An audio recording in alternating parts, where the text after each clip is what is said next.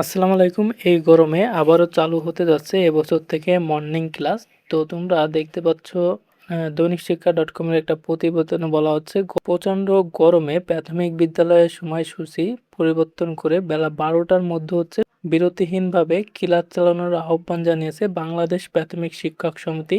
সোমবার 20 এপ্রিল সমিতির পক্ষ থেকে এক বিবৃতির মাধ্যমে এ আহ্বান জানান সমিতির সাবেক সাধারণ সম্পাদক মোহাম্মদ সিদ্দিকুর রহমান। বিবৃতিতে তিনি জানান, প্রচণ্ড তাপদাহে জনজীবন বিপর্যস্ত।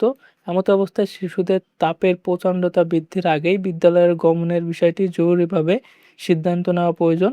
তিনি আরও বলেন, উচ্চ মাধ্যমিক বিদ্যালয় ও কলেজের তুলনায় সরকারি প্রাথমিক বিদ্যালয়ের শিক্ষণঘাটতি অতি নগণ্য। জানুয়ারি মাসে সরকারি প্রাথমিক বিদ্যালয়ে যথাযথভাবে শ্রেণী কার্যক্রম হয়েছে, যা মাধ্যমিকে অনেক বিদ্যালয়ে হয়নি। এখানে যেটা বোঝানো হচ্ছে সেটা হচ্ছে 12টার মধ্যে, অর্থাৎ সকালে তোমাদের ক্লাসটা শুরু হবে একেবারে সকালে, এবং 12টার মধ্যে ক্লাসগুলো নেওয়ার জন্য একটা বিবৃতি প্রকাশ করা হয়েছে। তো এটা হয়তোবা কার্যকর হবে খুব শীঘ্রই, কারণ বর্তমানে খুবই গরম পড়ছে, যেটা শিক্ষার্থীদের জন্য, যারা ছোট ছোট বাচ্চা আছে প্রাথমিক বিদ্যালয়ে, তাদের জন্য বিদ্যালয়ে যাওয়া আসা খুবই কষ্টকর হয়।